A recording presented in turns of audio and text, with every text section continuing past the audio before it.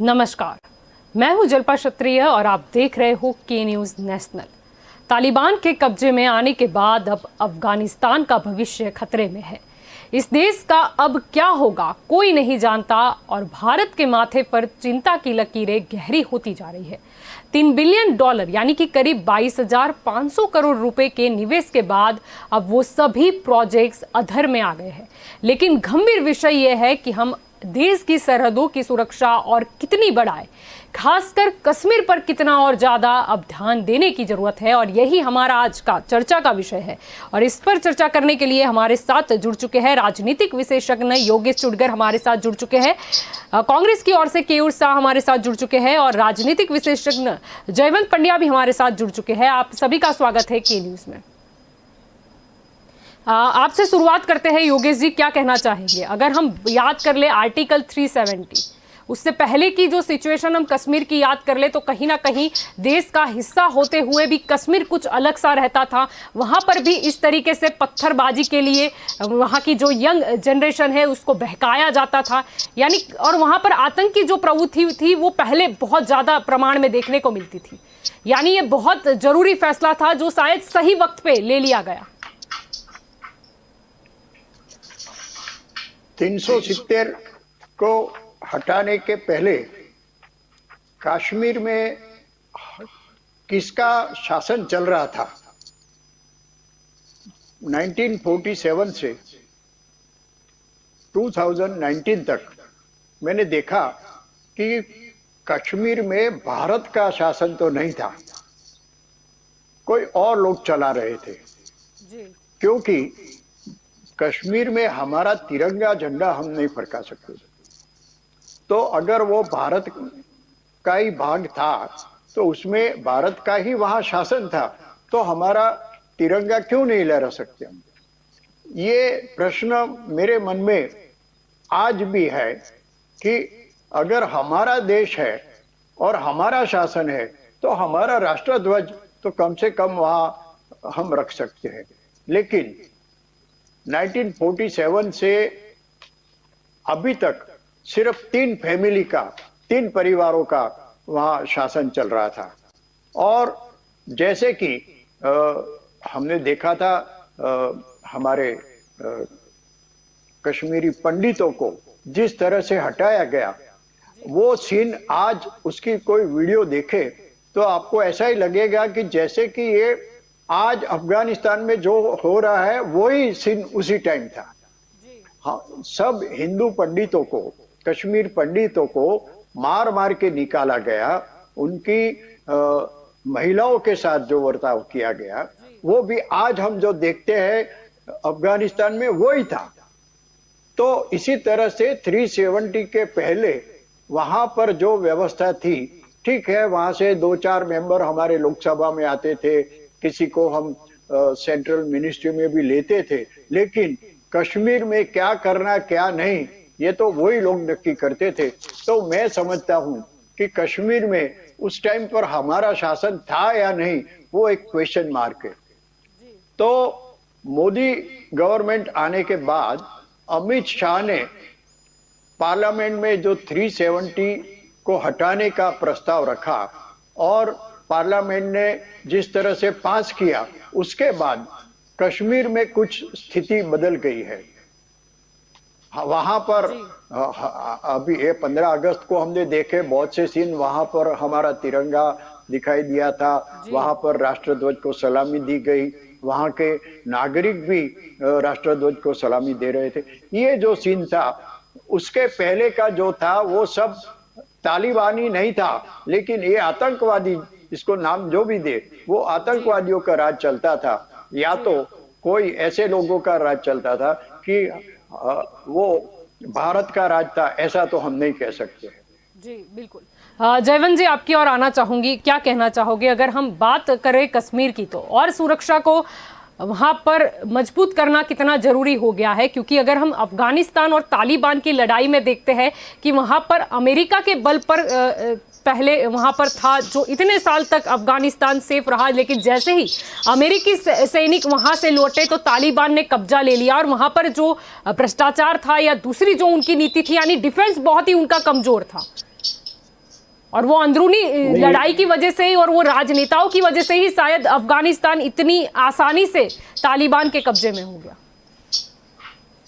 नहीं, ये देखिए कि अब जो कंपैरिजन हम कर रहे हैं अफगानिस्तान और कश्मीर की, तो इसके रूट में हम जब तक नहीं जाएंगे, जड़ तक नहीं जाएंगे, तब तक ये जो प्रॉब्लम है, ये प्रॉब्लम सिर्फ अफगानिस्तान कश्मीर में नहीं है। ये मैंने अभी हाल ही में साधना मैगजीन में अल्जीरिया के लिए अल्जीरिया में जो हुआ था जिहाद 1990 में, कभी हमारे यहाँ कश्मीर में भी जिहाद हो रहा था, उसी टाइम पर अल्जीरिया में भी जिहाद हुआ था। वहां तो इस्लामिक कंट्री है, तो वहां जो जिहाद हुआ था उसके ऊपर मैंने 4 हफ्ते की एक सीरीज लिखी थी। तो ये जब तक रूट में हम नहीं जाएंगे तब तक इसको हम समझ नहीं पाएंगे। जो भी घटनाएं होती है, बड़ी घटनाएं, जैसे आज अफगानिस्तान में हुआ है या कश्मीर में 1990 में हुआ था, उसके पहले कुछ हमें सिग्नल मिलते हैं। जैसे कि 1970s में कश्मीर में सिग्नल मिलने चालू हुए थे। 1980s में जो वहां के राज्यपाल थे जगमोहन, मैंने उनकी बुक पढ़ी है, my frozen years in Kashmir. वो बुक में उन्होंने लिखा है कि मैंने राजीव गांधी जी को पत्र लिखा था, सिग्नल, वार्निंग सिग्नल्स ऐसा शीर्षक के साथ, और उनको चेताया था कि आप यहाँ पर कुछ एक्शन लीजिए वरना बहुत बड़ी समस्या आ सकती है, क्योंकि कट्टरता ऐसी बढ़ रही थी कि बात ना पूछो। विरोधियों की हत्याएं हो रही थी, और फिर बुरके का वो हो रहा था, थिएटर का हो रहा था। तो बहुत सारे ऐसे सिग्नल मिल रहे थे और कुछ एक्शन नहीं लिया जा रहा था, क्योंकि योगेश भाई भी मैं बहुत सीनियर है और जानते हैं कि नेहरू और शेख अब्दुल्ला, इंदिरा गांधी शेख अब्दुल्ला, राजीव गांधी फारूक अब्दुल्ला, ये सारी क्या समानता है और क्यों इनको एक परिवार को वहां पर शरण मिली थी, वहां पर उनको अपनी मनमानी करने दी गई थी। तो ये इसके कारण जो समस्याएं पैदा हुई थी। और 370 कांग्रेस, आज मेरे साथ मेरे मित्र है कयूर भाई, तो उनको जानकर ताज्जुब होगा, आश्चर्य होगा कि कांग्रेस में एक भी आदमी ऐसा नहीं था जो 370 चाहता था, क्योंकि उस टाइम पर कांग्रेस थी वो राष्ट्रवादी थी। तो पूरी कांग्रेस इसके विरोध में खड़ी हो गई थी। लेकिन 2 आदमी थे जो चाहते थे, एक नेहरू जी और दूसरे उनके यशमैन गोपाल स्वामी अयंगर, जिन्होंने इसका ड्राफ्ट तैयार किया था। 2 ही आदमी थे, लेकिन नेहरू जी का आदेश था तो करना पड़ेगा। तो सरदार पटेल ने सब लोगों को कन्विंस किया कि ये टेम्पररी प्रोविजन है और इसको हम रखना चाहिए। लेकिन वो रखते रखते यहाँ तक आ गई दो नौबत की 2019 तक वो चली, और उसको हटाना माने कि जैसे हमने संसद में भी कांग्रेस के लीडर्स के, गुलाम नबी आजाद जी हो या फिर कोई और हो, कपिल सिब्बल हो, और बाहर राज्य राहुल गांधी हो, तो उन्होंने जो बयान दिए थे वो कश्मीर को नहीं बल्कि पाकिस्तान को खुश करने वाले थे, यूएन को खुश करने वाले थे। यूएन की बात अधीर रंजन चौधरी ने कर दी थी कि वो तो यूएन में पेंडिंग है। अरे भाई, आपने अपनी सरकार नरसिंह राव जी का जो उस टाइम पर जो हुआ था संसद में पारित प्रस्ताव, वही देख लिया होता, जिसमें ये कश्मीर छोड़ो, हमने तो पाकिस्तान वाले कश्मीर की बात की थी कि वो लेके आना चाहिए। तो ये रूट जो है, वो समस्या का रूट है, वो फेनेटिज्म है, फंडामेंटलिज्म है। और वो उसको पनाह मिलती है कहाँ से? तो पाकिस्तान से मिलती है, उसको पनाह मिलती है मस्जिदों से, क्योंकि 1990s में जो हिंदुओं को भगाने का आदेश आता था पूरे मस्जिद में, पूरे वो खुफिया तरीके से नहीं आता था, छुपी तरीके से नहीं आता था, पूरे लाउड स्पीकर पर अनाउंस किया जाता था, पोस्टर लगाया जाता था कि जो भी हिंदू है अपने जो भी है वो निकल जाए वरना उनकी बहुत बुरी हालत होगी। और जो रुके थे उनकी सच में बहुत बुरी हालत हुई। तो हमको ये रूट तक जाना होगा कि ये समस्या का जड़ है वो फेनेटिज्म है, और इसको हम कंट्रोल नहीं करेंगे तब तक ये समस्या जारी रहेगी। और आज अच्छी बात है कि 370 हट गई है, लेकिन फिर भी आप आज देखिए कि ये भाजपा के एक नेता की हत्या हुई है, और शायद ज्यादा से ज्यादा भाजपा के नेताओं की हत्या वहां पर हुई है। बंगाल में भी वही मामला है। बंगाल में आप पॉलिटिकल हिंसा मत देखिए, वो भी एक फेनेटिज्म का ही भाग है। अभी एक नेता की पत्नी का बलात्कार हुआ जी और जी करने वाले कौन थे, हो रहा है, आप देख लीजिए, आपको पता चल जाएगा, वो टीएमसी का हो या चाहे कोई भी हो। लेकिन जो फेनेटिज्म है, जो मानसिकता है कि आप अपने जी विरोधी को तो नहीं छोड़ेंगे लेकिन उनकी पत्नी को, उनकी बेटी को भी नहीं छोड़ेंगे, ये मानसिकता बहुत खराब है। जी बिल्कुल। केयूर जी, आपकी ओर आना चाहूंगी। अफगानिस्तान और तालिबान की लड़ाई से जो है, अब तालिबान का कब्जा अफगानिस्तान पर देखने को मिल रहा है और कयास ऐसे ही लगाए जा रहे हैं कि अभी जो जैश-ए लश्कर है वो शायद और ज़्यादा एक्टिव हो जाएगा, यानी कहीं ना कहीं हमें जो अपनी सरहद है उस पर मजबूती बढ़ानी होगी। और बात करें कश्मीर की, जो हमेशा से सेंसिटिव पैलेस रहा है, उसको भी हमें संभालना होगा। देखिए, सबसे पहले के न्यूज का मैं बहुत बहुत आभार व्यक्त करता हूँ कि मेरे को इस डिबेट में शामिल किया। जी मैं पूरी पैनल में सबसे यंग हूँ और हो सकता है कि मेरे नॉलेज में योगेश जी और जयवंत जी जितना वो आपको नहीं मिले, पर मेरी नॉलेज, मैंने भी पढ़ाई की हुई है और मैंने हालांकि कोई एक्सपीरियंस से नहीं देखा होगा, सामने नहीं देखा होगा, तो मैंने उस चीजों को अध्ययन किया हुआ है। तो मैं मेरे हिसाब से जो बातें बताना चाहता हूँ, जो अफगानिस्तान का जो आज की तारीख में जो सिचुएशन है और कश्मीर की सिचुएशन है, वो दोनों को कंपैरिजन करना बिल्कुल बिल्कुल अलग है। ये दोनों सिचुएशन अलग है। ये राजनीतिक विशेषज्ञ दोनों थे हमारे, उन्होंने बिल्कुल इसको भाजपा और कांग्रेस के उसमें जोखा। पर मैं चाहता हूं कि ये जो मुद्दा है, ये भाजपा और कांग्रेस का मुद्दा नहीं है। किसने क्या किया, हर गवर्नमेंट ने अपने देश के लिए ही काम किया, ठीक है। अभी ऐसे देखने जाए तो कश्मीर का एक भी हिस्सा हमने गंवाया नहीं है।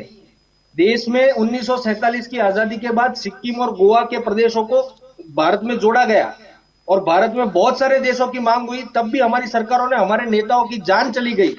ये एलटीटीई के सामने हमारे नेता राजीव गांधी जी की जान शहादत हमने कर दी। हमने वहां खालिस्तान के सामने इंदिरा जी ने अपने प्राण दे दिए, पर देश का एक भी हिस्सा हमने अलग नहीं होने दिया है। तो कांग्रेस भाजपा की बात अभी छोड़ के ये मुद्दे पे आना चाहिए कि आज की तारीख में जो भारत के लिए स्थिति बनी हुई है, कश्मीर के ऊपर जो स्थिति बनी हुई है, उसके लिए सरकार को चिंतित होने की जरूरत है, न कि कश्मीर। आप देखिए कि आपके जो सराउंडिंग में सारे जो कंट्रीज है, वहां पे क्या सिचुएशन आज की तारीख में हो रही है। और ये बिल्कुल हमारी गवर्नमेंट का फेलियर है कि नेपाल हॉस्टाइल हो चुका है, बांग्लादेश में चाइना का इंफ्लुएंस बढ़ रहा है, श्रीलंका में पोर्ट ले लिए गए चाइना के द्वारा, अंडमान में आज क्या हो रहा है सबको पता है। जहां पाकिस्तान की तो सबसे पहले पता ही है। अब अफगानिस्तान बच रहा था जो अपने मित्र कंट्रीज में आ रहा था, वहां पे हमने बहुत सारे पैसे हमने भी भेजे, अमेरिका ने भी वहां पे इन्वेस्टमेंट किया, बहुत सारा उनको बचाने की कोशिश की, पर कोई ना कोई वजह से ये लोग आज वो मुसीबत में अपने ही लोगों की वजह से आए हुए हैं। पर ये बात है कि भारत की सिचुएशन 370 के कारण, योगेश जी और ये हमारे मित्र हैं, ये बताइए कि 370 से पहले हम क्या नहीं कर सकते थे। मेरे को मेरे देश के जवान पर भरोसा है, वो 2019 से पहले सवाल तो है, लेकिन पहले जब उन पर पत्थरबाजी होती थी हम कुछ भी नहीं कर सकते थे। बात ये हुई कि जब उन पर पत्थरबाजी होती थी हम कुछ भी नहीं कर सकते थे। क्यों? क्योंकि उनको कानून नहीं लगता था। मुद्दा ये है, पर पत्थरबाजी का प्रमाण तो घट गया है ना। नहीं होती होगी, नहीं होती होगी, नहीं होती होगी या होती होगी, वो सवाल नहीं है, लेकिन अब ये अपराध है। बात ये है कि कुछ अच्छे कदम उठाए गए हैं देश की सुरक्षा के लिए। सवाल है देश की सुरक्षा का। अफगानिस्तान और तालिबान की आप बात करो, तालिबान की कि जो भी टारगेट करता है यंग जनरेशन को, कश्मीर में भी यही हो रहा था। पत्थरबाजी के लिए वो बच्चों को, वो कॉलेज के बच्चों को उकसा दो कि मिलिट्री पर पत्थरबाजी कर ले। यंग जनरेशन को क्या सिखाया जाता था कि नहीं, भारत देश अलग है, हमारा कश्मीर अलग है। समर्थक नहीं हूँ जलपा जी, मैं ये समर्थन में नहीं हूँ कि कोई पत्थरबाजी हो, उसके समर्थन में मैं नहीं हूँ। मेरा मुद्दा अलग है। आप ये समझिए कि 2019 से पहले क्या कश्मीर में सेना नहीं थी? क्या कश्मीर में जवान नहीं जा सकता था? वहां पे क्या भारत का राज नहीं था? और हमारे मित्र बता रहे थे कि वहां झंडा नहीं फहरा रहे थे। अरे भैया, वहां के जी, ये बात तो ठीक नहीं, नहीं नहीं नहीं नहीं योगेश जी ने नहीं, जो नहीं, कहा ये बात आपको बता बिल्कुल दूं, गलत है। कश्मीर का अगर- अलग झंडा अगर- हुआ अगर करता था, उनकी वहां पर अगर खाली हमारे होगी राष्ट्रीय कि ध्वज का नागपुर अपमान में- होता है तो नागपुर उसको में- अपमान नागपुर नहीं गिना में- जाता था। नागपुर में RSS हेडक्वार्टर आर्टिकल के ऊपर 370 को आप 52 साल समझिए, तक तिरंगा आर्टिकल नहीं लहराया गया। 370 क्या क्या करने की मंजूरी देता था, उन्हें परमिशन देता था। मुद्दा ये है आज का, अरे वो जो मैडम बोलना जी, चाहते थे, मैडम जी, वो मेरी जो बात बोलना सुनिए। चाहते थे वो राष्ट्रीय ध्वज का 1943 के आस- आप क्या बोल रहे हो? 1943 में जो पहले धारा आप 370 देखिए, लगी थी उसमें समयांतर बहुत सारे कानून में सुधार किए गए थे। ऐसा नहीं है कि ये 370 वही है कि जो 1950 अच्छा, नहीं में नहीं था। नहीं, बहुत मेरे सुधार मित्र- किए गए थे। तो हमने कितने लोगों को अंदर डाल दिया कि जिन्होंने जवानों पर पथराव किया हो, कितने लोगों जिसने राष्ट्रीय ध्वज का अपमान किया हो, ये बहुत घटनाएं सारे तो बहुत लोगों ने- घटित हुई। कितने बहुत लोगों को सारे किया? लोगों नहीं ने- नहीं, बहुत सारे- बताइए बताइए अरे, बताइए बताइए ना, मैं बता रहा हूँ ना, बताइए, बता आप ही रहा बताओ, हूँ। आप बताइए। IC 814 जो 1999 में IC 814 जो इंडियन जो यही कंधार के तालिबानियों जो हमारा हाईजैक करके लेके गए थे, वो किनको छुड़ाने, जिनमें जेल को नहीं, जेल मौलाना मसूद अजहर को हमने जेल में नहीं डाला था क्या? उसको छुड़ाने के लिए ये नहीं आए थे? तो ये मुद्दा क्या आप भाजपा कैसे ने बोल किया है? सकते हो कि कश्मीर 900 अलग है? करोड़ मुद्दा रुपए- यही है। 900 करोड़ रुपए मुद्दा मैं हेलीकॉप्टर- कंपैरिजन का नहीं कर रही, हेलीकॉप्टर मुद्दा मैं 900 बता रही हूँ कि करोड़ वहां पे भी रुपए शुरुआत बड़े इसी से हुई थी कि यंग जनरेशन को कौन भड़का गए दो, थे? और ये वहां पर भाजपा जब के अंदर लोग गए विखवाद थे। होता है, अगर अंदर विखवाद होता है नहीं, तो नहीं, तो आतंकवाद मौलाना इसीलिए मसूद उसके अजहर को ऊपर हमने सवार पकड़ा हो था, जाता है। नहीं मुद्दा पकड़ा ये था, है, नहीं आप समझिए, पकड़ा अभी भी पूरे वर्ल्ड आपको का ऐसा जो कोई नहीं बोल रहा है कि जिसने कांग्रेस ने 9/11 पर हमला अलग कर किया, दिया था कश्मीर। ये कोई जिसने बोल ही नहीं रहा है, 9/11 बोल ये रहा है कि जिसने आर्टिकल 9/11 370 पर हटी तो हमला प्रॉब्लम क्या है, ऊपर से जिसने अच्छी बात संसद है। पर हमला करवाया, जिसने अक्षरधाम पर हमला करवाया, ऐसे मौलाना मसूद अजहर को किसने पकड़ा था और कौन तो छोड़ दिया गया था? पकड़ना तो पड़ेगा ही ना। सत्ता आपके नहीं, पास ऐसे थी, नहीं, ऐसे नहीं जिसके चलेगा, पास ऐसे नहीं सत्ता चलेगा। होगी, तो आप जिसके गौरी- पास गौरी बात सत्ता मत होगी, करिए, पकड़ना जिसके पड़ेगा, के कैसे पास पकड़ना सत्ता पड़ेगा? होगी, जिसके आप पकड़ पास के ले आओ सत्ता ना। होगी, जिसके आप- पास सत्ता आप होगी। 7 साल से कश्मीर राहुल को आर्टिकल पकड़ने की 370 का बात कर रहे हो, मुद्दा लिया है। उसको पकड़ के लेके आप अपनी आओ ना। बात रखिए, हमने ऐसा कभी नहीं किया कि नहीं, कांग्रेस ने कुछ काम नहीं किया। मैंने तो नहीं, तो आप स्टेटमेंट जो नहीं बात दिया। कर रही है ना, आप ये बोल रहे मैंने हो आपसे नहीं, आप 1950 मुझे वो से दिखा रहे हो, फिर पहले आप बोलते हो कि तालिबान का आप कनेक्शन RSS नहीं है, हेडक्वार्टर आप की तरफ कश्मीर देख की कंपैरिजन उससे नहीं करिए। अरे आप भाई, मैं RSS कहाँ बोल रही हूँ कि हेडक्वार्टर कश्मीर की तरफ तालिबान देख बन रहे हैं, गया। आपको कश्मीर दिख मैं रहा तो था। बोल रही हूँ कि ऐसी सिचुएशन ना हो। मैंने आपको सीधा सा सवाल पूछा मैंने था आपको कि पहले देश ही की बोला सुरक्षा कि के लिए इसको पार्टी- आप कांग्रेस पर पार्टी लेके लाइन गए, में बांधने आप की कांग्रेस पर कोशिश लेके न गए। की मैंने जाए। आपको सीधा अगर मेरी सवाल पूछ पार्टी के लिया बारे में कि अगर भैया गलत देशभक्ति बातें के की बारे में आप क्या जाएगी, कर लोगे, किसी चीज को आप क्या अपना कश्मीर की तो मैं ये सुरक्षा झूठ बढ़ानी शायद चाहिए, नहीं कितना कहूंगा। जरूरी तो ये हो गया बोलने है, का 1950 कितना में जरूरी हो गया है 2019 कश्मीर की और सुरक्षा। ये मेरा कश्मीर पहला नहीं सवाल बना था। है। आपने घुमा फिरा के कांग्रेस के ऊपर लिया, भाजपा नहीं, के ऊपर नहीं, लिया। बिल्कुल नहीं। मैंने आपको अब ये सवाल क्या बता पूछा? दीजिए कि मैंने आपको 1950 क्या से सवाल लेके पूछा? आप मेरे सवाल का जवाब देने आए हो, या आप दूसरे लोगों के इस सवाल का जवाब देने आए हो जिन्होंने आपसे सवाल भी नहीं किया? उन्होंने अपनी राय पेश की है, आप अपनी राय पेश कर रहे हो। आप कांग्रेस से हो, आप कांग्रेस की राय पेश कर रहे हो। मैं आपको पूछ रही हूँ भाई, सुरक्षा के लिए क्या करना चाहिए, कितनी सुरक्षा बढ़ानी चाहिए? आप उसका जवाब दे नहीं रहे हो। आप मुझे लेके जा रहे हो कांग्रेस काल में। देखिए जलपा जी, ऐसे डिबेट आप बिल्कुल दबाने की कोशिश करेंगे। मैं दबाने करने की वाला हूं, कोशिश ऐसे नहीं, हूं। आप मुझे आप नहीं, मेरे प्रश्न पे सवाल मत कीजिए। मैं आपको बहुत ही अच्छे से सुन रही थी, फिर मैं आपको बोलती हूँ कि हाँ भाई, हमने कब मना किया कि आपने नहीं पकड़ा था? मेरा सवाल ये था कि भैया कश्मीर की सुरक्षा के लिए आप क्या कर लोगे? मैंने पूछा कश्मीर की सुरक्षा के लिए क्या कर लोगे, कितना बढ़ाना चाहिए? आपको जवाब उसका देना चाहिए था। अगर आपके पास कोई सुझाव है कि हमें आगे क्या करना चाहिए, हमें विदेश नीति में क्या फेरफार करना चाहिए, आपके पास बोलने के लिए बहुत कुछ था। जी योगेश जी, आप कुछ कहना चाहते हैं?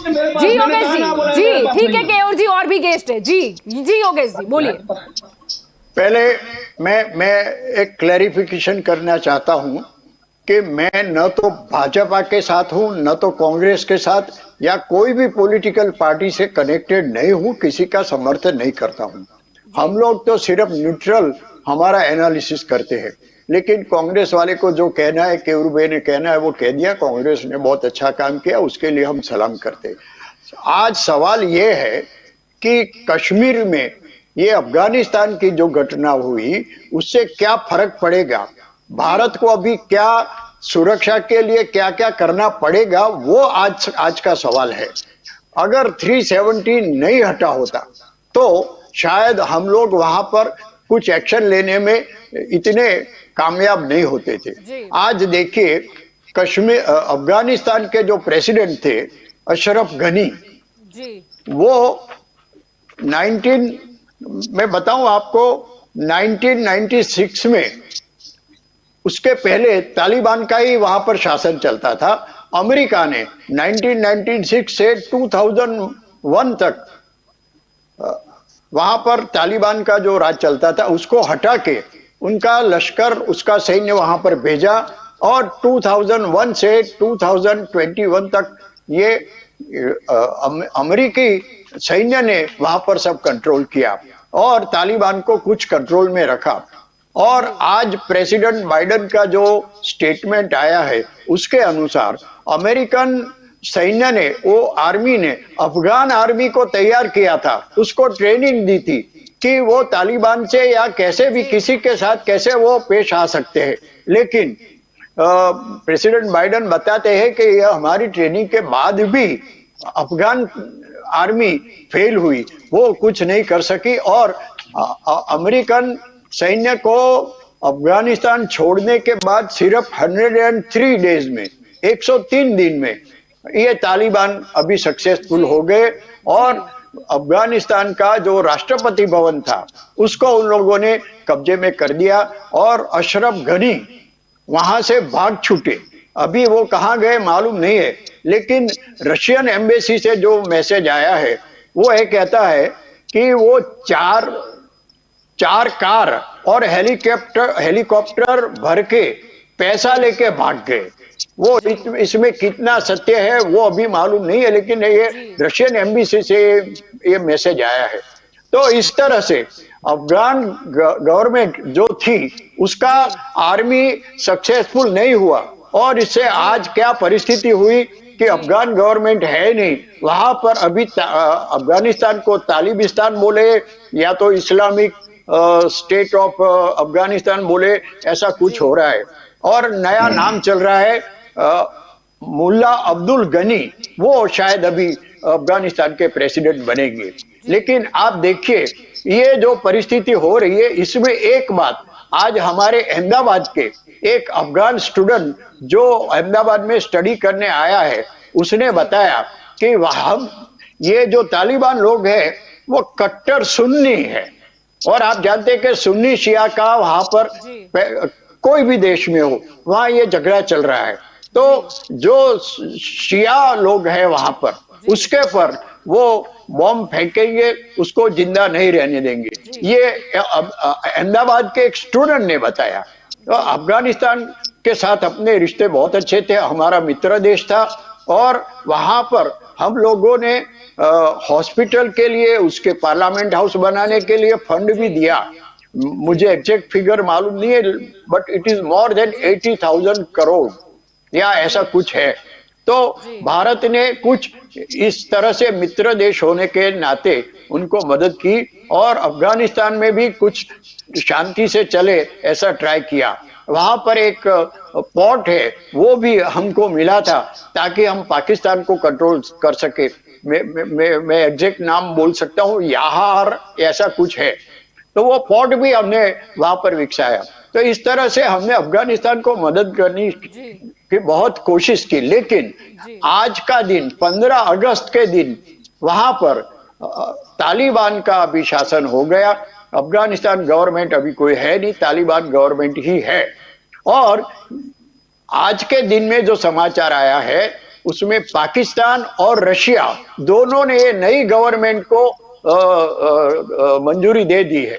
तो अभी परिस्थिति ये है कि नई गवर्नमेंट को रशिया नहीं, चाइना और पाकिस्तान ने उसको कंसर्न दिया है।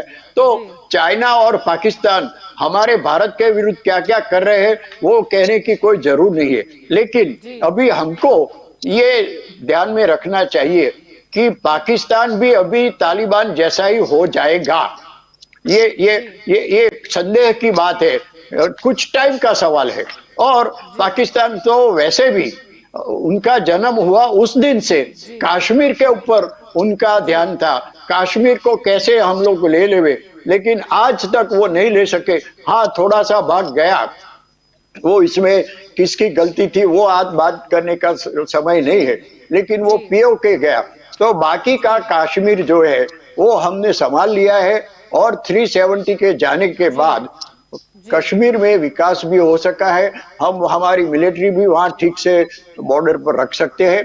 तो पाकिस्तान की ओर से ये अफगानिस्तान की घटना के बाद हमारे लिए कुछ डेंजर ज्यादा हो गया है हमारे लिए कुछ सुरक्षा की ज्यादा जरूर है।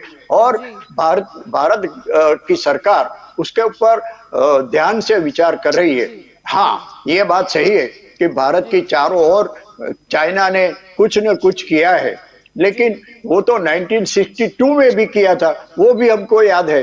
तो जी चाइना को चीनी, हिंदी चीनी भाई भाई करके हमने मित्रता की थी, उसका क्या फायदा हुआ? वो जी 1962 में हमने देख लिया। आज भी चाइना के पर कितना विश्वास करना है, वो भी एक क्वेश्चन मार्क है। और जी पाकिस्तान तो बिल्कुल है।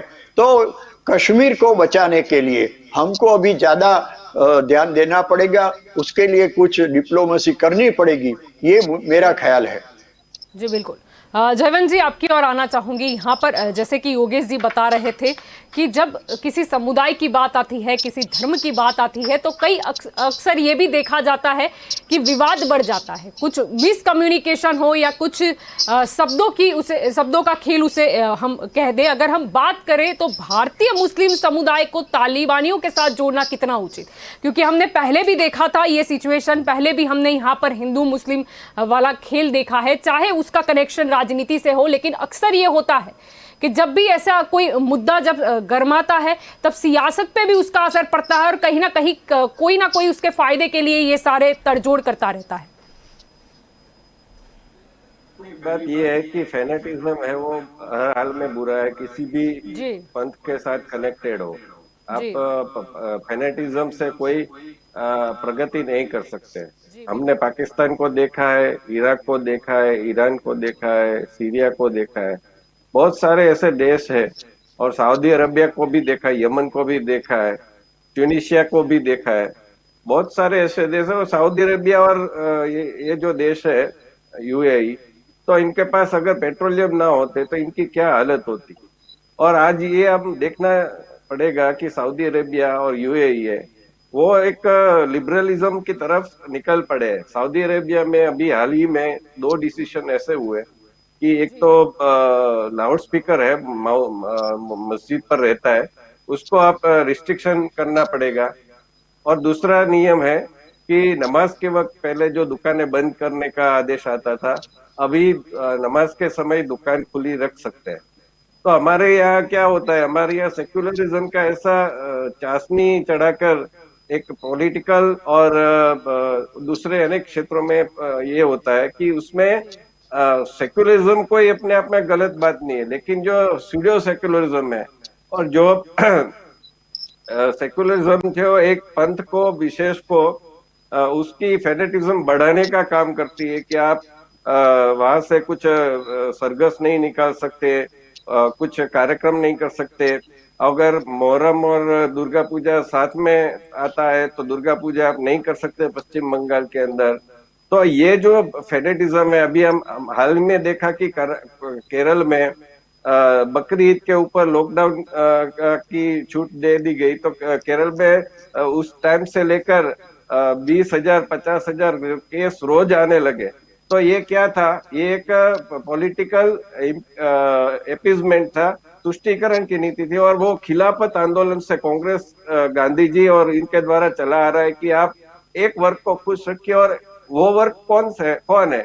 वो मुसलमान नहीं है, वो मुसलमान के अंदर जो फेनेटिक है, जिसके द्वारा आपको मत मिल सकते हैं, ऐसे लोग हैं, जो मौलवी है, जो ओवैसी जैसे लीडर है, जो जावेद अख्तर जैसे शायर है, वैसे लोगों को आप खुश रखिए, उनको कुछ सत्ता दे दीजिए, कुछ उसमें भागीदारी दे दीजिए, कुछ रिवॉर्ड दे दीजिए, तो इनके द्वारा हमको ये सब मिल जाएगा। वो जो सैतानिक वर्सेस थी जिसको लंदन में लंदन से बाहर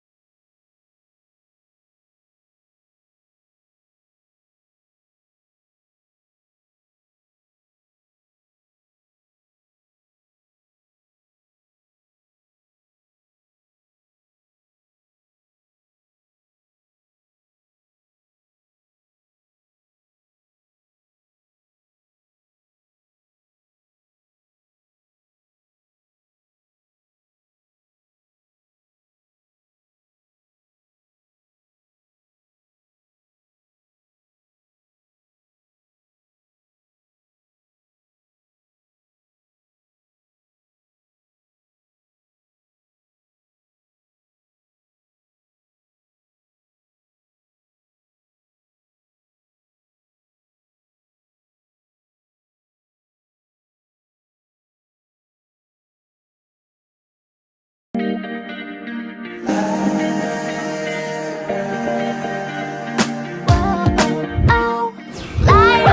Lyra, anytime, anywhere. Lyra, Lyra, everybody loves to wear. Lyra, Lyra, anytime, anywhere. Lyra, Lyra, everybody loves to wear. Lyra,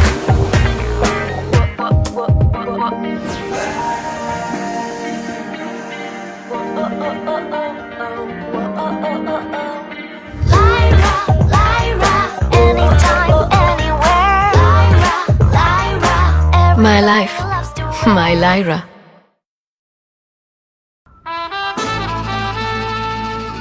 के रेडियो माहिती, मनोरंजन और मस्ती का ट्रायो। के रेडियो कहीं भी कभी भी, दिन हो मंगलमय से लेकर गुजरा हुआ जमाना तक का सफर। के रेडियो आप सुन रहे हो के रेडियो। जल्द शुरू हो रहा है के न्यूज की सुरीली भेंट।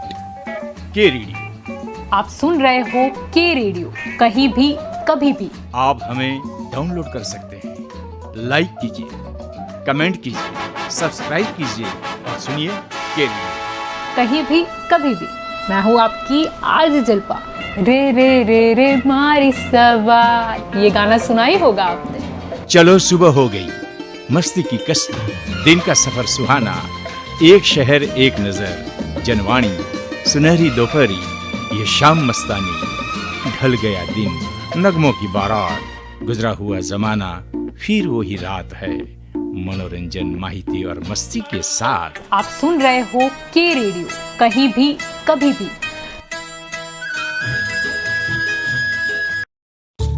चाय तैयार है।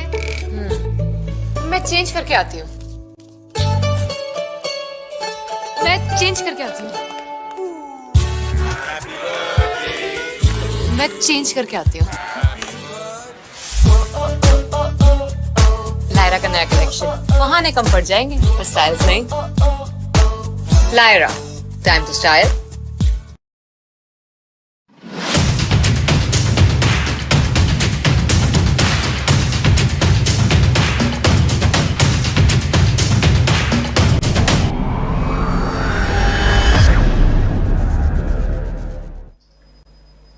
Welcome back.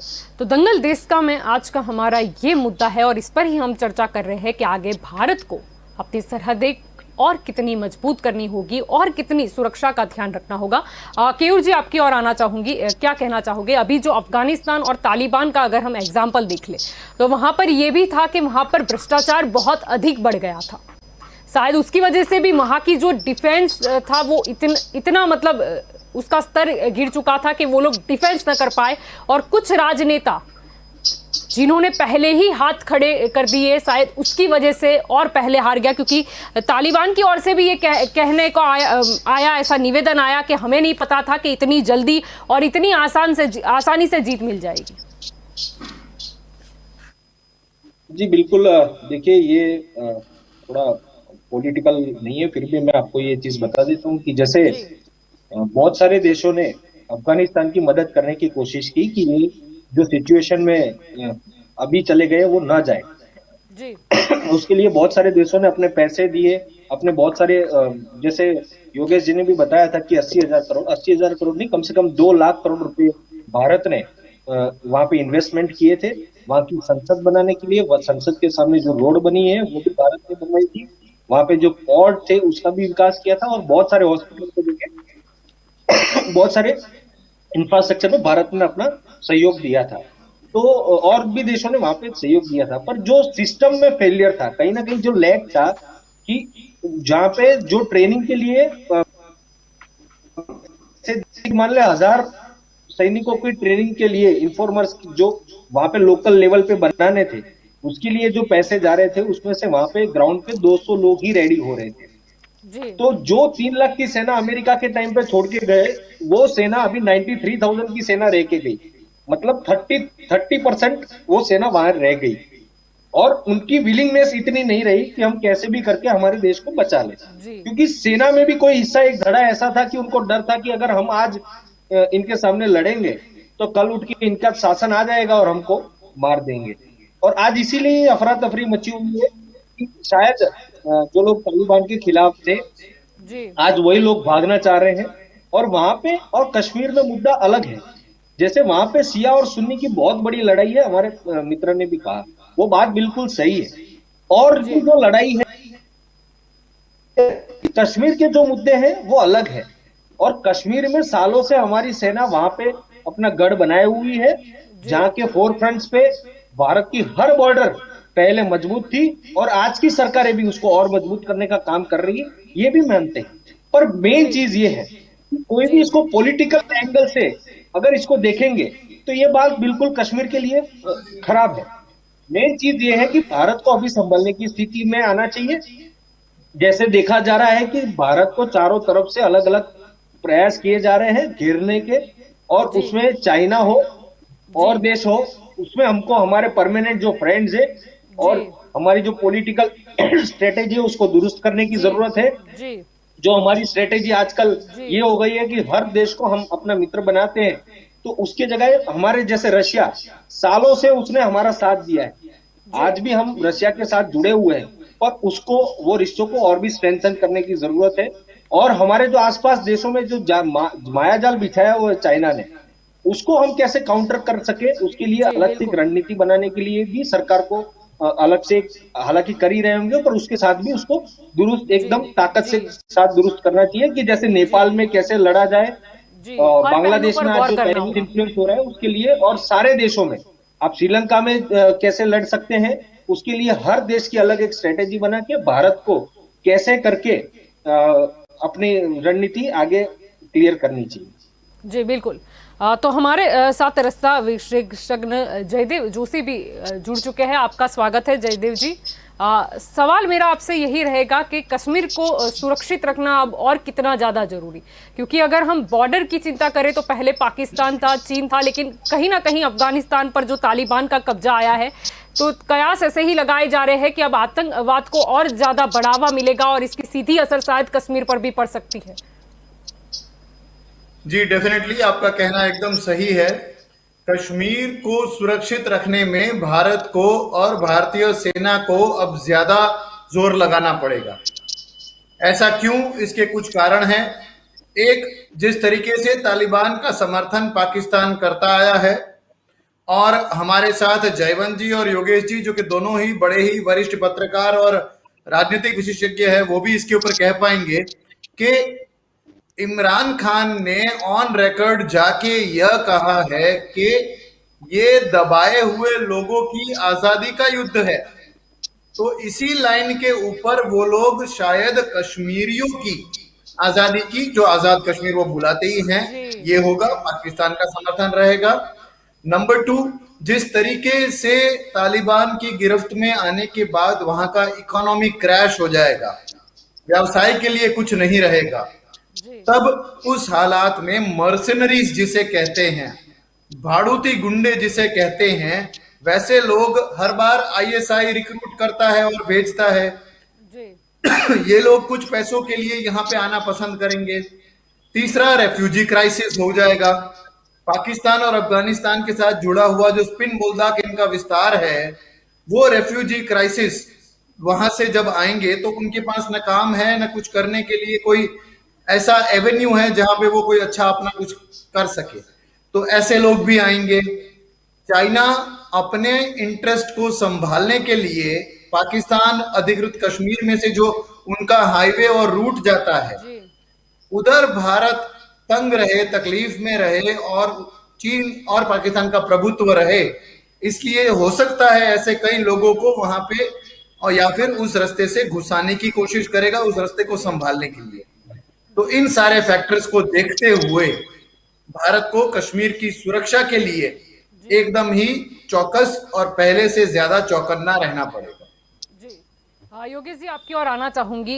ये हुआ कि आज शाम को ही पीएम आवास पर एक बैठक का आयोजन किया गया जिसमें राजनाथ सिंह हो, अमित शाह हो यहाँ पर एनएसए के अजीत डोभाल हो, वो भी मौजूद रहे थे, रक्षा मंत्री हो, वित्त मंत्री हो, गृह मंत्री हो, सबकी एक बैठक हुई जो जरूरी भी थी इस वक्त, क्योंकि ये गंभीर मुद्दा है। ऐसा नहीं है कि ये सिर्फ अफगानिस्तान को लागू होता है या तालिबान को ही लगता है, लेकिन भारत को भी इस वक्त ये है कि हमारे लिए वेट एंड वॉच की सिचुएशन है कि हम पहले इसको पे गौर करें, तालिबान का रुख क्या है और देशों से क्या प्रतिक्रिया आ रही है, क्योंकि अभी जो फैसला लिया गया शायद उसकी इम्पैक्ट हमें शॉर्ट टर्म में भी देखने को मिले या शायद लॉन्ग टर्म में भी देखने को मिले। क्या कहना चाहोगे?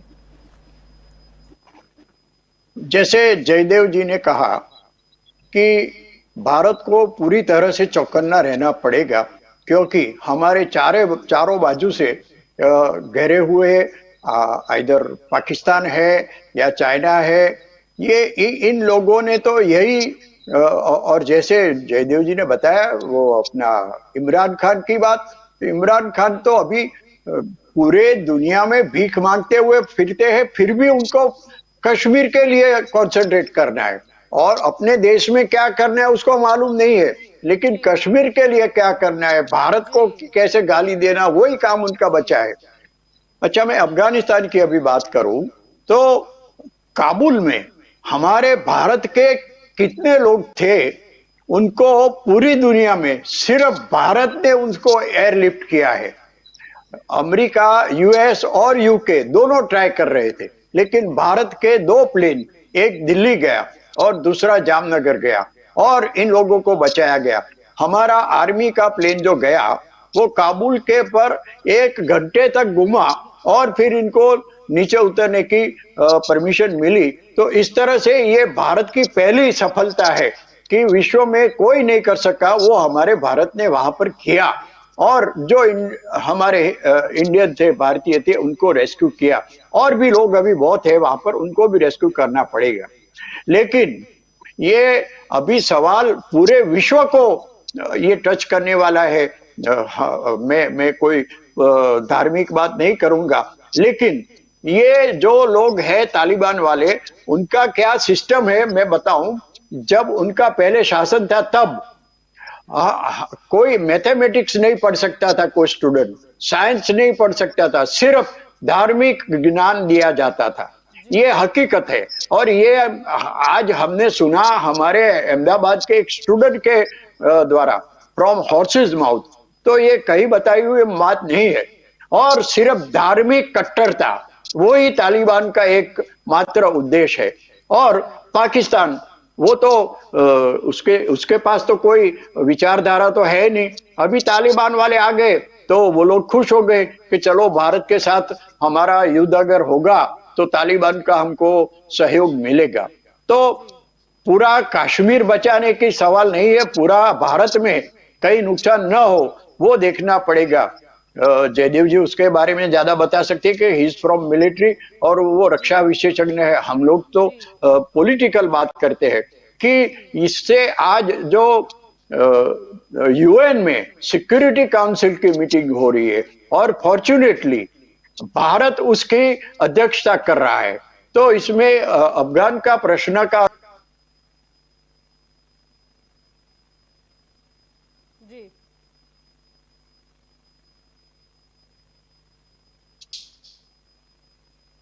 जी जी लगता है किसी तकनीकी खराबी की वजह से योगेश जी की आवाज़ हम सुन नहीं पा रहे हैं। जयवंत जी, आपकी ओर आना चाहूंगी। अब बात यह है कि तालिबान और अफगानिस्तान की हम अगर बात करें, ये लड़ाई को देखें, अब अफगानिस्तान की बात करें तो वहाँ पर अगर हम वहाँ की कृषि की बात कर ले तो अफीम की कृषि जो है वो सबसे ज़्यादा होती थी। यानी कहीं ना कहीं अब खतरा एक ये भी है कि पहले जो ड्रग्स की हम लेन देन देखते थे, जो प्रमाण देखते थे अवैध तरीके से घुसाने का, यानी कहीं ना कहीं जो अंदरूनी खतरा है, हम जरूरी नहीं है कि गोली मारकर ही हो या बॉम्ब फोड़कर ही अटैक हो, लेकिन युवा धन को शायद कुछ अलग मार्ग पे ले जाने के लिए ये सारी चीजें भी इस्तेमाल की जाती है, जैसे ड्रग्स को बढ़ावा देख लो।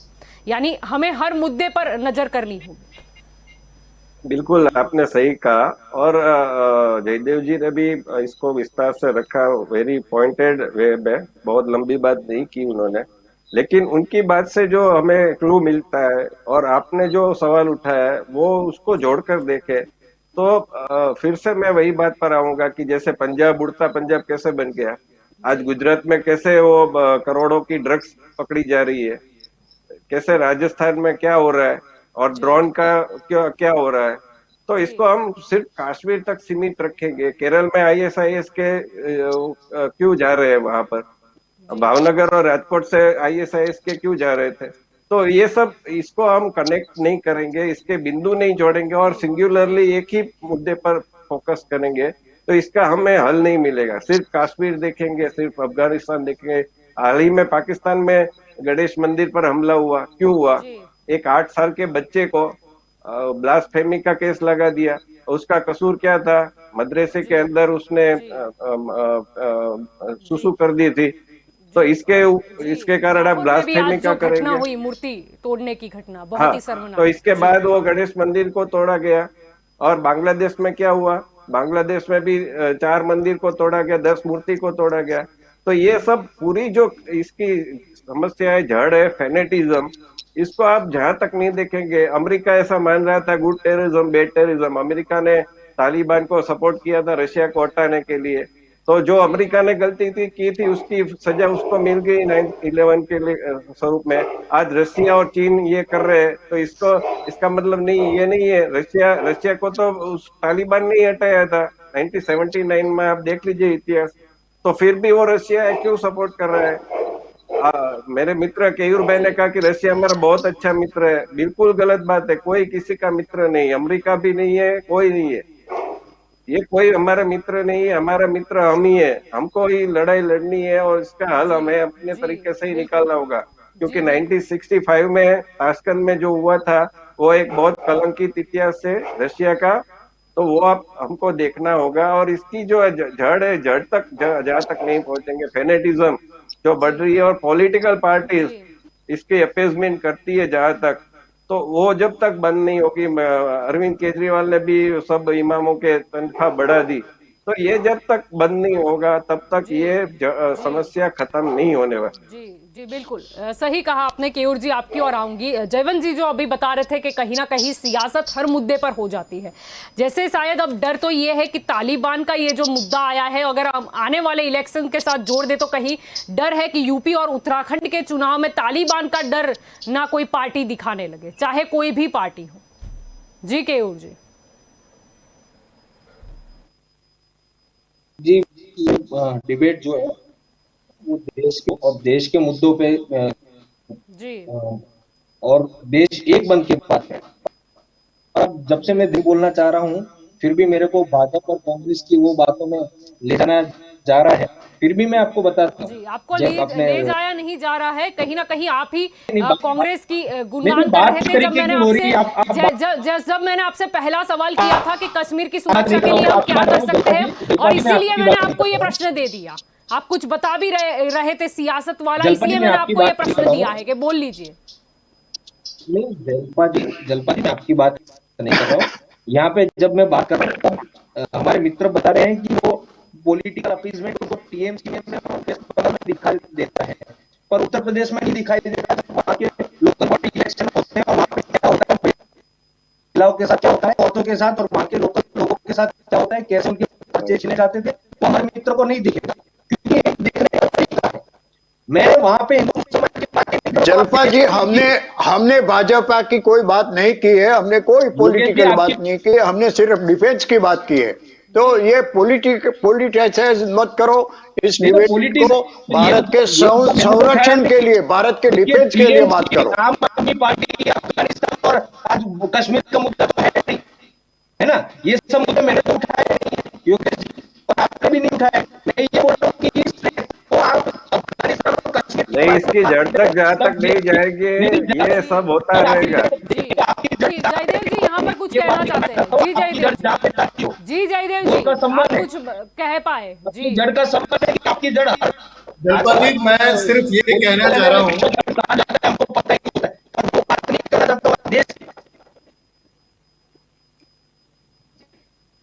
हाँ जलपा जी मैं सिर्फ ये कहना चाह रहा हूँ कि मैंने थोड़ा सा पॉलिटिकल बोलिए, मैं आपको सुन रही हूँ। जी जलपा जी मैं सिर्फ ये कहना चाह रहा हूँ कि मैंने थोड़ा डिबेट लेट ज्वाइन किया था, पर मैं या फिर कोई भी राजनीतिक विशेषज्ञ जब भी बात करते हैं तो हम कोशिश करते हैं कि हम किसी भी पार्टी की लाइन ना लें, और शायद इस डिबेट में भी ऐसा ही हुआ है। तो अगर हम ये डिबेट की बात कर रहे हैं, पॉलिटिकल बात भी की जाए, क्योंकि यहाँ पे पॉलिटिकल पार्टी से भी पैनलिस्ट है, तो कम से कम उसको अफगानिस्तान या भारत के अंतरराष्ट्रीय स्तर को किसी, जब अंतर्राष्ट्रीय स्तर के मुद्दे की बात हो तो किसी को नहीं, मैंने बोला कोई भी पार्टी, मैंने यहाँ पर ठीक है, आप सही बता रहे हैं, नहीं आप सही बता रहे हैं, मैंने सिर्फ इसी डायरेक्शन में मैं जा रही थी कि ये मुद्दा ना हो जाए, ऐसा डर है, क्योंकि हमने ऐसा देखा है पास्ट में कि अंतरराष्ट्रीय स्तर के लेवल के मुद्दे को मुद्दा बना दिया जाता है। मेरा सवाल मैं यही कह रहा हूं कि हम पॉलिटिक्स की बात करें तो पॉलिटिक्स की अंतरराष्ट्रीय स्तर की भले ही बात कर ले, उसमें यूपी और उन सबको लाना ठीक नहीं है। और थोड़ा मजाक में अगर कहूं तो आप दोनों पार्टी से प्रवक्ता रखिए, ताकि हम विशेषज्ञों के ऊपर ये आरोप न लगे कि हम किसी की साइड ले रहे हैं। पर कहीं ना कहीं बचकर भागने का तरीका भी पार्टी तो ढूंढी लेती है। इसके बारे में और आगे मैं कुछ नहीं ही कहना चाहूंगी। जयदेव जी, चलो ठीक है, आप रक्षा विशेषज्ञ में है, मैं खास तौर पे ये भी पूछना चाहूंगी कि जब डिफेंस मजबूत हो तभी देश मजबूत रह सकता है, तो हमें अभी कितनी जरूरत है कि हम अपने डिफेंस को और ज्यादा अपडेट करें और ज्यादा स्ट्रॉन्ग करें, उसके लिए क्या क्या करना पड़ेगा? जी, वैसे अगर देखा जाए, और अगेन जैसे हमारी थोड़ी आगे बात हुई, इसलिए मैं किसी पॉलिटिकल पार्टी या फिर किसी पार्टी के शासन की बात नहीं करूंगा। कोई भी पॉलिटिकल पार्टी हो, भारतीय सैन्य ने हर बार जीता है। 1962 का एक एग्जाम्पल अगर छोड़ दीजिए तो हर बार भारतीय सैन्य ने युद्ध जीत के दिखाया है। ऐसा आगे भी होगा। मैं ये भी कहने से चलिए परहेज करता हूं कि आजकल डेवलपमेंट ज्यादा हो रहा है, चलिए वो भी नहीं बोलते हैं, पर अभी भारतीय सैन्य से अगर हमें पॉजिटिव परिणामों की अपेक्षा है तो दो चीजें देश में होनी चाहिए। एक, सैन्य के ऊपर भरोसा, दूसरा सैन्य के ऊपर राजनीति, और एक और बात ऐड कर देता हूं, शायद राष्ट्रीय सुरक्षा की नीति में सभी पॉलिटिकल पार्टीज का ऐक्य और समर्थन। अगर ये होगा तो वही सैन्य जो हर बार आपको जिताता है उसकी ताकत और दुगनी हो जाएगी। जी बिल्कुल, और समय के साथ हमें अपडेट भी उतना ही होना होगा, हमें बजट पे भी विशेष तौर पर ध्यान देना होगा, क्योंकि पहले ये था कि पहले शायद पाकिस्तान था, फिर चाइना आया, और अब शायद ये तालिबान वाला, जो हम बहुत लाइटली नहीं ले सकते इसे। जी बिल्कुल, आप सभी इस चर्चा में मेरे साथ जुड़े, इसीलिए आप सभी का शुक्रिया। तो दंगल देश का में आज का हमारा मुद्दा था कश्मीर का। अब कश्मीर का मुद्दा आज इसीलिए आया क्योंकि जब बात होती है कि अफगानिस्तान पर तालिबान का कब्जा हो गया है, जब कयास लगाए जाते हैं, या फिर ऐसा कह लो कि सारी रिपोर्ट्स ही ये कहती है, और इंटरनेशनल मीडिया ने भी भारत को चेताया है कि आप बचकर रहना। क्यों? क्योंकि आतंकवादी की जो प्रवृत्ति है, आतंकवाद जो है, उसको बढ़ावा मिल सकता है। हम अगर भारत देश की बात करें, और खास तौर पर कश्मीर की बात इसीलिए करते हैं कि कश्मीर हमेशा से सेंसिटिव इलाका रहा है। हम आए दिन देखते हैं, 15 अगस्त से पहले भी क्या हुआ हम बखूबी जानते हैं वहां पर। इसीलिए बहुत जरूरी हो जाता है कि हम संभल कर चलें। अगर दूर से अगर हम देखें कोई खतरा नजर आता है तो कहीं ना कहीं तभी उस वक्त फैसला करना, कुछ स्ट्रेटेजी बनाना उचित लगता है। अब जैसे कि आज शाम की बात कर लो तो ये तो होना ही था, उच्च स्तरीय बैठक भी बुलाई गई, पीएम आवास पर बैठक थी, जिसमें रक्षा मंत्री, वित्त मंत्री, गृह मंत्री सारे ही उपस्थित रहे, और एनएसए अजीत डोभाल भी उपस्थित रहे। अभी जो बात है वो ये भी है कि शायद देश एकजुट होगा तभी हम बाहरी जो ताकत है उसका सामना कर पाएंगे, या बाहरी जो नेगेटिविटी है, अगर देश में पॉजिटिविटी होगी तो उसका सामना करना पड़ेगा। मेरा प्रश्न यहां पर साफ तौर पर यही था कि डर लगता है कि कहीं ना कहीं यूपी और उत्तराखंड के चुनाव में तालिबान का डर काम ना लगे। ये इसीलिए बोलना पड़ा क्योंकि हमने कहीं ना कहीं इतिहास में, अगर हम ज्यादा दूर नहीं जाते, अगर कुछ चंद सालों में हम पहुंच जाए तो हमें डर दिखाया जाता था पाकिस्तान का। फिर कहीं ना कहीं हमें चुनावी भाषण में चीन भी सुनाई दिया, चीन का अतिक्रमण भी सुनाई दिया। और शायद इतिहास को देखते हुए भी हम ये अभी सोच सकते हैं, या कयास लगा सकते हैं, या कल्पना कर सकते हैं कि नहीं, आने वाले इलेक्शन में भी यही होगा। कहना का भावार्थ सिर्फ इतना ही था कि सारी जितनी राजनीतिक पार्टियां हैं उनको छोड़ देना चाहिए कि अभी भाजपा ने क्या किया या कांग्रेस ने पहले क्या किया था। वक्त है कि हम मिलकर साथ में बैठे। नहीं कि हम बयानबाजी करें, नहीं कि हम बताएं कि नहीं ये करना चाहिए था, या अभी ये नीति नहीं होनी चाहिए थी। वक्त है कि शांतिपूर्ण तरीके से सलाह मशवरा करा जाए। सत्ता पार्टी के लिए भी जरूरी है कि पहले जो पार्टी थी उस पार्टी को ना देखें, लेकिन उसमें कितने अनुभवी व्यक्ति थे जिन्होंने ऐसे कई अंतर्राष्ट्रीय मुद्दे देखे हैं, जिन्होंने भारत में जब एक माहौल बना था, जब हमारा पाकिस्तान के साथ युद्ध था या हमारे दूसरे देशों के साथ संबंध अच्छे नहीं थे, तब किस दिशा में स्ट्रेटेजी बनाई जाती थी, किस हिसाब से जो आयोजन था वो किया जाता था। तो अभी वक्त है कि पार्टी छोड़ो, नारेबाजी छोड़ो या आक्षेप छोड़ो कि नहीं ये किसने किया, ये आधा सच बोल रहा है, आधा सच बोल नहीं रहा है। ये सब बयानबाजी और ट्विटर पर ट्वीट करने से क्या फायदा होगा। बात यह होनी चाहिए कि हम देश के नागरिकों को क्या समझा पाए। बात यह होनी चाहिए कि हमारी डिफेंस को हम कैसे मजबूत करें। मुद्दा यह भी आता है कि अगर तालिबान के साथ में आगे चलकर हमारे रिश्ते कैसे रहे, जो अभी हम कुछ नहीं कह पा रहे हैं, लेकिन फिर भी सोचना तो दोनों और रहेगा।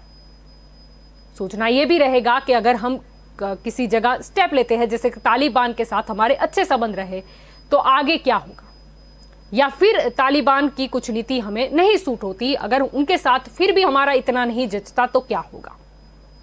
मुद्दा यह भी है कि इतने सारे रुपए का हमने जब इन्वेस्टमेंट किया था अफगानिस्तान में, जिस पर अब तालिबान कब्जेदार हो गया है, तो आगे क्या होगा। या फिर से हमें एक लॉस मिलेगा। सोचना बहुत कुछ है, क्योंकि शांतिपूर्ण तरीके से सोचना होगा, देश के बारे में सोचना होगा, और कश्मीर के बारे में तो सबसे पहले सोचना होगा। क्योंकि कश्मीर के मुद्दे पर आज भी ऐसा नहीं है कि हमें पाकिस्तान के कमेंट की जरूरत पड़े या हमें और किसी देश के कमेंट की जरूरत पड़े। शायद खुद के ही लोग काफी है उस पर कमेंट बाजी करने। सवाल भाजपा कांग्रेस का है ही नहीं। और मैंने जो बोला कि डर है, ऐसा ना हो तो अच्छा है कि अब तालिबान का डर ना देखने को मिले, जैसे हम एक वक्त पाकिस्तान को मुद्दा बना के इस्तेमाल किया जाता था। सवाल बहुत तीखे होते हैं, सवाल साफ होते हैं। ठीक है, जिसको जो सोचना है सोचे। पत्रकार का काम ही होता है कि सही बात बहुत व्यंग स्वरूप में और कभी सीधे स्वरूप में उसे पेश करे। तो दंगल देश का में अभी बस इतना ही। ज्यादा जानकारी के लिए आप जुड़े रहे के न्यूज़ के साथ। नमस्कार।